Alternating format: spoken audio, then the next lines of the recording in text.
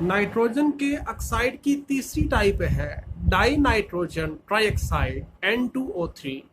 ये बनता है जब नाइट्रिक ऑक्साइड और नाइट्रोजन डाइऑक्साइड के मिक्सचर को कूल किया जाता है -21 डिग्री सेंटीग्रेड के ऊपर, तो N2O3 होगा।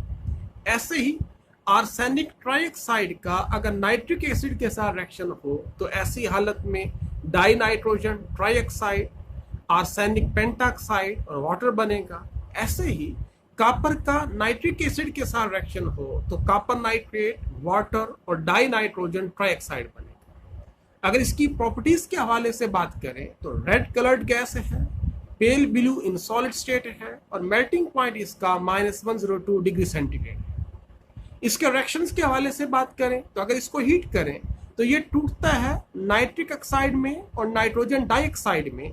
ऐसे ही सोडियम हाइड्रोक्साइड के साथ रिएक्शन करके सोडियम नाइट्राइट और वाटर बनाएगा, जबकि सल्फ्यूरिक एसिड के साथ रिएक्शन करके नाइट्रोसोनियम हाइड्रोजन सल्फेट बनाता है, साथ वाटर बनाता है। वाटर के साथ रिएक्शन करके ये नाइट्रस एसिड बनाता है। अगर N2O3 की स्ट्रक्चर के हवाले से बात करें तो क्योंकि हमें इस बात का अंदाजा होता है कि जब ये डिकम्पोज होता है तो नाइट्रिक ऑक्साइड और नाइट्रोजन डाइऑक्साइड में कन्वर्ट होता है, तो हो सकता है कि ये कॉम्बिनेशन हो नाइट्रिक ऑक्साइड का और नाइट्रोजन डाइऑक्साइड का। नाइट्रिक ऑक्साइड भी अनपेड इलेक्ट्रॉन रखता है, ऑड इलेक्ट्रॉन सिस्टम है, और नाइट्रोजन डाइऑक्साइड भी अनपेड इलेक्ट्रॉन रखता है, ऑड इलेक्ट्रॉन सिस्टम है। यानी दोनों पैरामैग्नेटिक है अपनी अपनी जगह पे। स्ट्रक्चर NO की ये लिखी हुई है, जबकि स्ट्रक्चर ऑफ NO2 जो है वो इस तरीके से है। अगर हम इन दोनों को कंबाइन करते हैं, दोनों अपने अनपेड इलेक्ट्रॉन को यूज करेंगे, तो इस तरीके से हमारे पास एक स्ट्रक्चर आएगी। और यही वजह है कि NO और NO2 अपनी अपनी जगह पे तो पैरामैग्नेटिक है अनपेड इलेक्ट्रॉन की वजह से, और यहाँ क्योंकि उनके दरमियान एक पाई बॉन्ड बन जाता है, अनपेड इलेक्ट्रॉन अपने यूज कर लेते हैं, तो यही वजह है कि ये डायमैग्नेटिक कैरेक्टर शो करता है due to paired electrons. Nitrogen का चौथा ऑक्साइड है नाइट्रोजन डाइऑक्साइड NO2 और नाइट्रोजन टेट्राऑक्साइड N2O4, जो इक्विलिब्रियम के अंदर एग्जिस्ट करते हैं।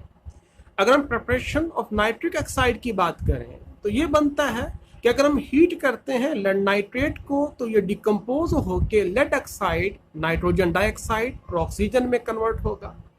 ऐसे ही अगर कॉपर का कंसंट्रेटेड नाइट्रिक एसिड के साथ रिएक्शन करवाएं तो कॉपर नाइट्रेट, नाइट्रोजन डाइऑक्साइड या नाइट्रोजन परऑक्साइड और वाटर बनता है। इसी तरीके से नाइट्रिक ऑक्साइड ऑक्सीजन के साथ रिएक्शन करके नाइट्रोजन डाइऑक्साइड बनाता है। अगर हम इसके प्रॉपर्टीज के हवाले से देखें तो क्योंकि हमने कहा ये इक्विलिब्रियम के अंदर एग्जिस्ट करते हैं, NO2 रेडिश ब्राउन कलर में है जबकि N2O4 कलरलेस है और मुख्तलिफ टेम्परेचर पे इनकी एग्जिस्टेंस मुख्तलिफ है।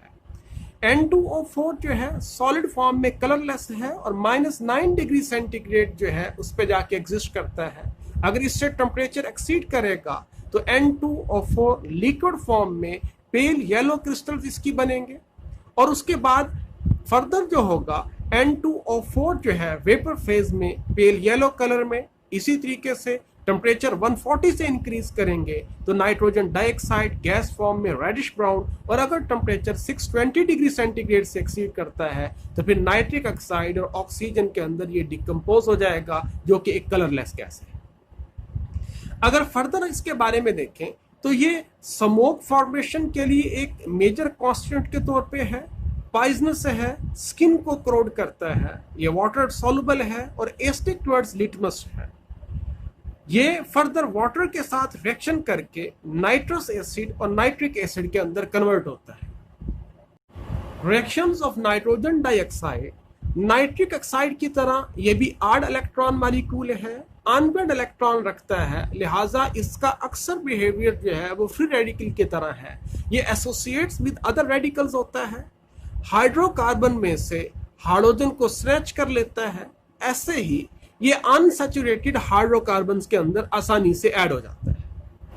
ऐसे ही अगर इसका वाटर और अल्कलीज के साथ रिएक्शन की बात करें तो वाटर के साथ रिएक्शन करके नाइट्रस एसिड और नाइट्रिक एसिड बनाता है।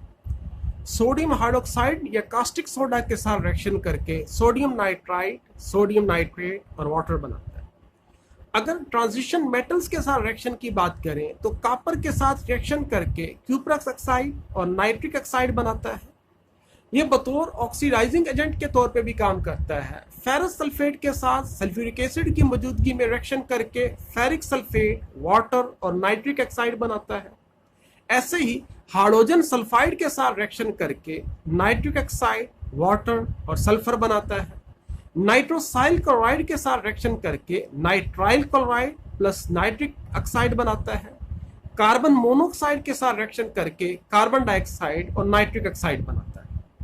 इसका रिएक्शन फास्फोरस, सल्फर और कार्बन के साथ अगर देखें तो ऐसी हालत में यह मुतलका ऑक्साइड बनाता है और साथ नाइट्रिक ऑक्साइड गैस रिलीज करता है।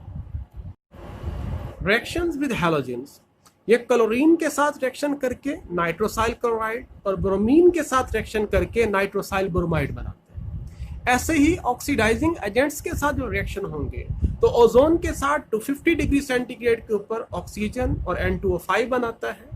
NO3 के साथ रिएक्शन करके N2O5 बनाता है।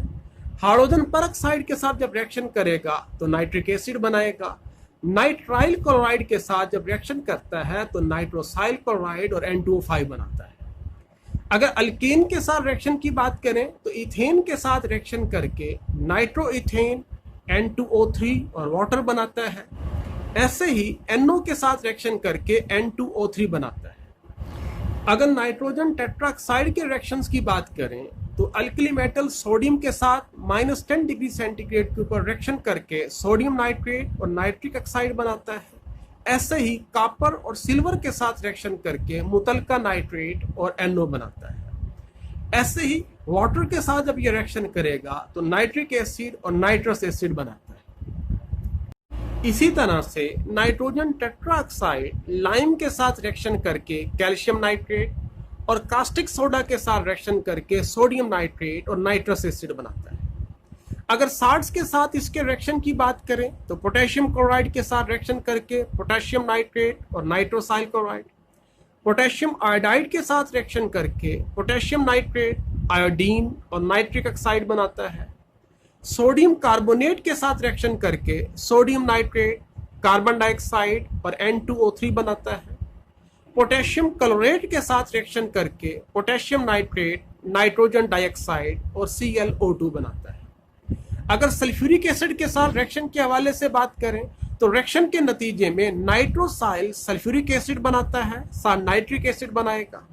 इसके रिएक्शंस अमीन्स और अल्कोहल्स के साथ भी रिएक्शन है कि अल्कोहल के साथ इस तरीके से रिएक्शन कर रहा है। ऐसे ही प्राइमरी और सेकेंडरी अमीन के साथ भी ये रिएक्शन करता है। पर्टिकुलरली जब ये प्राइमरी अमीन के साथ रिएक्शन करेगा तो ऐसी हालत में नाइट्रोजन गैस जो है वो इवॉल्व होगी। नाइट्रोजन डाइऑक्साइड एक ऑड इलेक्ट्रॉन सिस्टम है, लिहाजा अनपेयर्ड इलेक्ट्रॉन रखता है। It is attracted towards the magnetic field है और अगर इसकी स्ट्रक्चर लिखें तो V शेप स्ट्रक्चर है। जबकि क्योंकि N2O4 दो NO2 के मालिक्यूल से मिलकर बना है तो लिहाजा दोनों के अनपेयर्ड इलेक्ट्रॉन आपस में बॉन्ड बना के पाई बॉन्ड बनाएंगे और नतीजा ये निकलेगा कि जब कोई अनपेयर्ड इलेक्ट्रॉन नहीं बचेगा तो ये पैरामैग्नेटिक करैक्टर की बजाय ये डायमैग्नेटिक करैक्टर शो करेगा और इसके अंदर पाई बॉन्ड नाइट्रोजन के दरमियान इजाफी बनेगा। नाइट्रोजन के ऑक्साइड की 5वीं टाइप है डाई नाइट्रोजन पेंटाऑक्साइड N2O5। अगर इसकी प्रिपरेशन के हवाले से बात करें तो नाइट्रिक एसिड फास्फोरस पेंटाऑक्साइड के साथ रिएक्शन करके मेटाफास्फोरिक एसिड और N2O5 बनाता है।